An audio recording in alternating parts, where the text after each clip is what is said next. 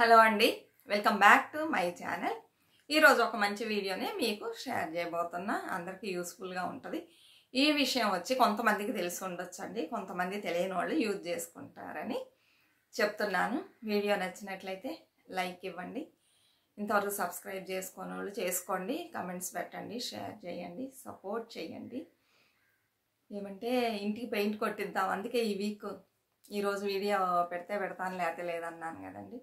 Paint కొట్టిద్దాం అనుకున్నాము. అయితే ఏమంటే వర్షాలు పడుతున్నాయండి. వర్షాలు పడేటప్పుడు కష్టం కదా, సామాన్ అంతా బయట పెట్టేసి లోపలికి తీసుకురావాలంటే కష్టం. నేనేమన్నా ఒక్కొక్క రూమ్గా కొడతారా, రోజుకు ఒక రూమ్ చొప్పున, కొంచెం ఎక్స్ట్రా కూలీ అయినా పర్వాలేదు. ఎందుకంటే అన్నీ బయట పెట్టేసి తీసుకొచ్చి సర్దుకోవటం చాలా కష్టం. ఇప్పుడు నాకు అస్సలు ఓపిక లేదండి. చూసారంటే నేను కొంచెం వెయిట్ కూడా తగ్గాను అనమాట. నాకు తెలియదు, సడన్గా చూస్తే తగ్గాను. ఏమంటే రెస్ట్ లేదండి, పని సరిగ్గా ఉంటుంది. మార్నింగ్ లేచిన దగ్గర నుంచి ఇంతకుముందు ఆఫ్టర్నూన్ కొంచెం సేపు నిద్రపోయేదాన్ని, అది నాకు చాలా బాగుండేది. ఈ మధ్య నిద్రపోవడం లేదు. దానివలన ఏమో నైట్ నిద్రపోవడం లేట్ అవుతుంది, మార్నింగ్ పొద్దున్నే లేవాలి. దీనివలన ఏమో తెలియలా, వెయిట్ తగ్గాను. అది కాకుండా ఫుడ్ వచ్చి తక్కువ తీసుకోవడం స్టార్ట్ చేశా, అది కూడా ఉండొచ్చు. సరే, వేరే ఇంటికి షిఫ్ట్ అవ్వాలని ఎప్పటి నుంచో అనుకుంటున్నాం. వేరే చోటకి కుదరడం లేదండి. ఎలా అయినా సరే షిఫ్ట్ అవ్వాలనుకుంటున్నాం. అంతవరకు ఇల్లు ఇలా పెట్టుకుంటే బాగుంటుంది కదా, పెయింట్ కొట్టిస్తే బాగుంటుంది. అయితే వర్షాకాలం కొట్టించిన వేస్ట్ అంటున్నారు. అయితే కొట్టించాలని డిసైడ్ అయ్యాం. అది ఎప్పుడు ఈ వీక్ కుదరలేదు, అందుకని ఈరోజు వీడియో పెడుతున్నాను. అలానే నేను మీ అందరికీ ఒక విషయం చెప్తాను, ఫాలో చేయండి. ఎప్పుడైనా సరే లేడీస్ ఇతరుల మీద డిపెండ్ అవ్వకండి. అదే హస్బెండ్ ఇతరులు కాదులే, ఇంట్లో వాళ్ళే. మనం ఏం చేస్తామంటే స్టార్టింగ్లో తల్లిదండ్రుల మీద డిపెండ్ అయ్యి ఉంటాము, అది చిన్న వయసులో తప్పదు. ఇప్పుడు మ్యారేజ్ అయిన తర్వాత కూడా అన్నిటికీ హస్బెండ్ మీద డిపెండ్ అవ్వకండి. మీ పనులు మీరు చేసుకోండి. అలానే నేర్చుకోండి, అన్ని విషయాల్ని నేర్చుకోండి. నాకైతే అసలు ఏమీ తెలియదండి. ఏటీఎంలో మనీ తీయడం కూడా తెలీదు. మా హస్బెండ్ తిడుతూ ఉంటారు, ఆయన అన్నీ నేర్పిస్తారు. ఎవరి మీద ఆధారపడకూడదు, నీ అంతటా నువ్వు ఉండాలని చెప్పేవాళ్ళు. ఒకసారి చూపించారు, అయినా కూడా నాకు తెలియలేదు. ఒక్కసారి చూపిస్తే మర్చిపోయేశాను. ఇలా అన్ని విషయాలకి అందరి మీద డిపెండ్ అవ్వకండి. అలానే ఇండిపెండెంట్గా ఉంటాం నేర్చుకోండి. ఎంతో కొంత మీరు సంపాదించండి.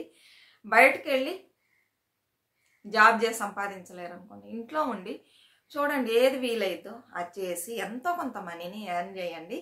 అప్పుడే మన అవసరాలు మనం తీర్చుకోవచ్చు. లేదంటే ప్రతిదీ పోయి హస్బెండ్ని అడగాల్సి వచ్చింది. ఒక్కోసారి విసుక్కున్నారనుకోండి, మనకు కష్టం వేస్తుంది కదా. అలా కాకుండా మనం ఏమన్నా ఇండివిజువల్గా సంపాదించామనుకోండి, కొంత ఇంటికి ఖర్చు పెట్టినా కొంత సేవ్ చేసుకోవచ్చు, బాగుంటుంది ఫ్యామిలీకి కూడా. ఇదే ఈరోజు నేను మీకు ఇవ్వాలనుకున్న అడ్వైస్. ఇంకొక విషయం ఏమంటే, ఈరోజు వీడియో ఏమంటే, మనం గోల్డ్ కాయిన్స్ కానీ పాత గోల్డ్ కానీ పెట్టుకొని ఉంటాం కదండి. అప్పుడు మార్చేటప్పుడు గోల్డ్ అంటే వేస్టేజ్, మేకింగ్ ఛార్జెస్ అవి ఇవి అవుతూ ఉంటాయి కదా.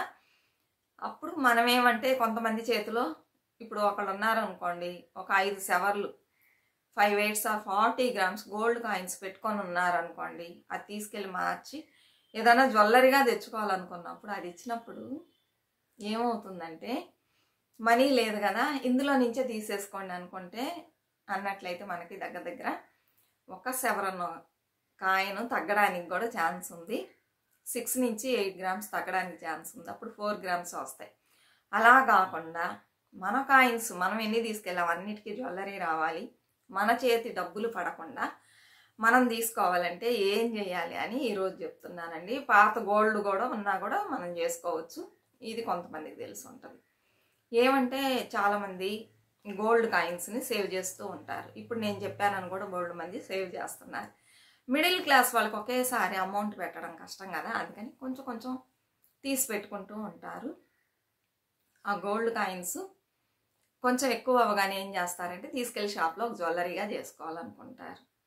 అలాంటప్పుడు కొంతమంది మనీని జేరుస్తూ ఉంటారు, మేకింగ్ ఛార్జెస్ వాటి కోసం. అలా కాకుండా మన పైసా పడకూడదంటే ఏం చేయాలంటే, కొన్ని జ్యువెలరీ షాప్లో ఈ స్కీమ్ ఉందండి. స్కీమ్ అంటే ఏంటంటే, మన గోల్డ్ని ఇప్పుడు మీ దగ్గర 5 కాయిన్స్ ఒక్కొక్కటి 8 grams, ఒక 7 కాయిన్స్ 5 ఉందనుకోండి, తీసుకెళ్ళి మీరు గోల్డ్ కొనుక్కోవాలనుకుంటున్నారు కదా, ఆ షాప్లో ఇచ్చేసి డిపాజిట్ చేయాలండి.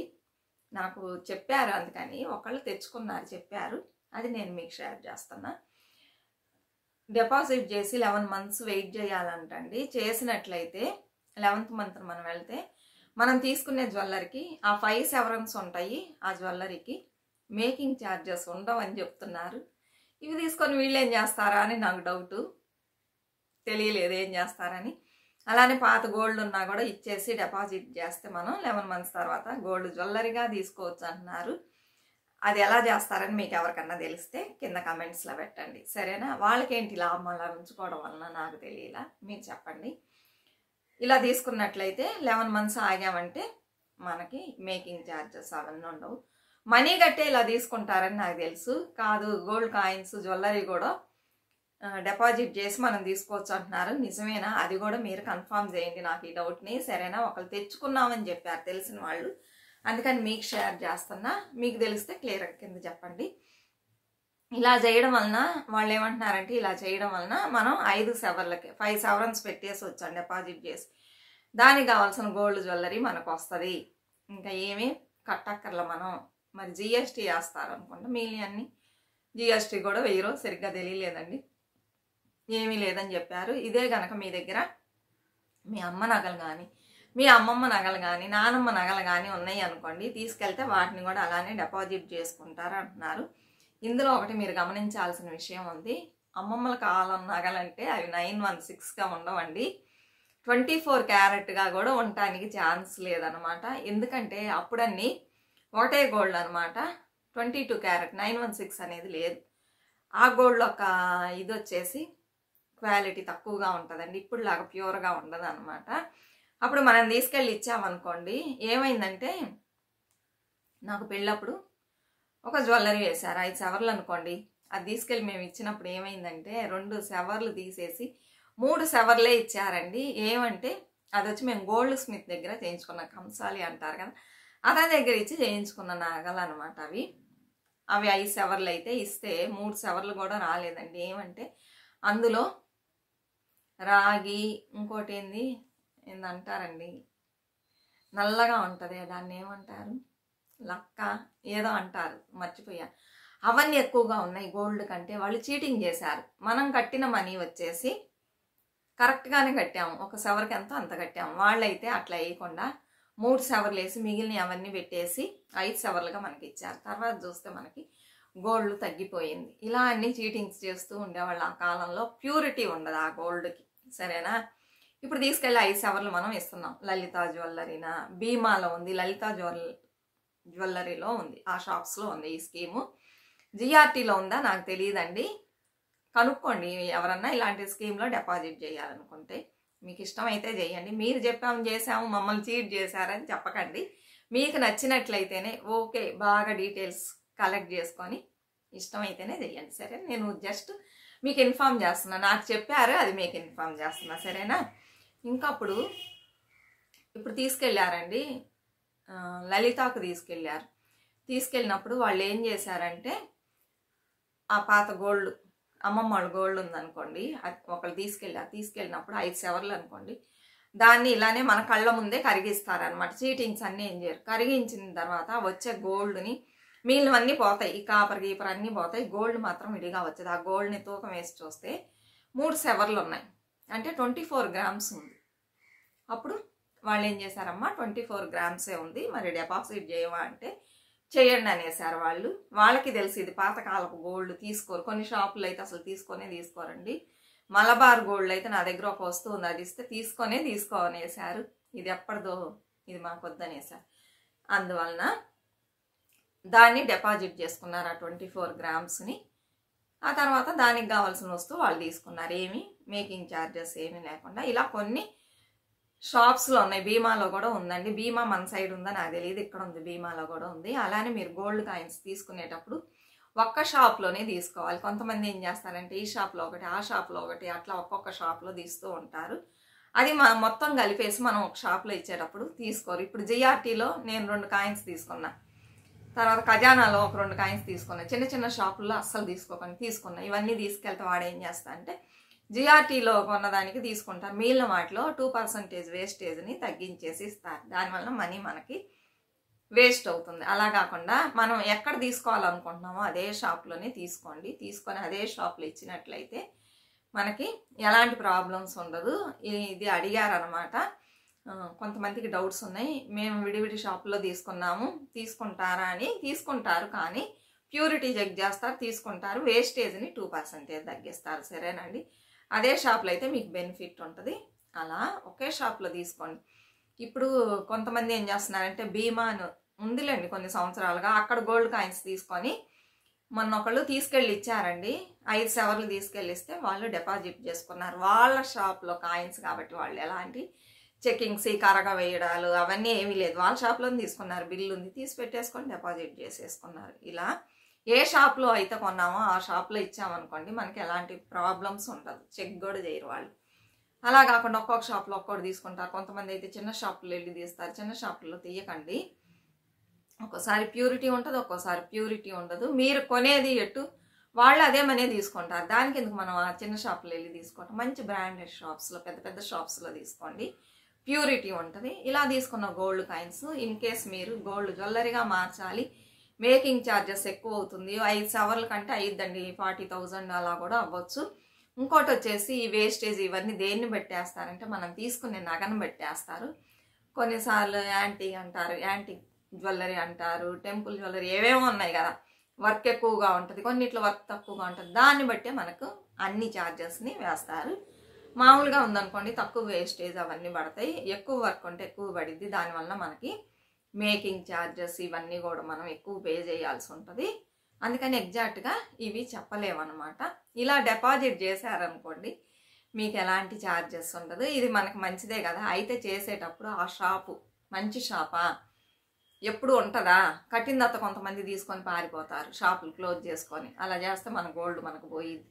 ఇది మంచి షాప్ అని. ఇప్పుడు జిఆర్టీ, మలబార్, ఖజానా ఇవన్నీ కళ్ళు మూసుకొని కట్టవచ్చు, మంచి షాపులు కదా. తనీష్ కూడా ఉంది. ఇవన్నీ బ్రాండెడ్ షాప్స్, ఎన్నో రోజులు ఉన్నాయి. అది మనం భయపడాల్సిన అవసరం లేదు. ఒక షాప్ మూసేసినా కూడా ఇంకా ఇన్ని షాప్స్ ఉంటాయి ఇండియా ఫుల్గా.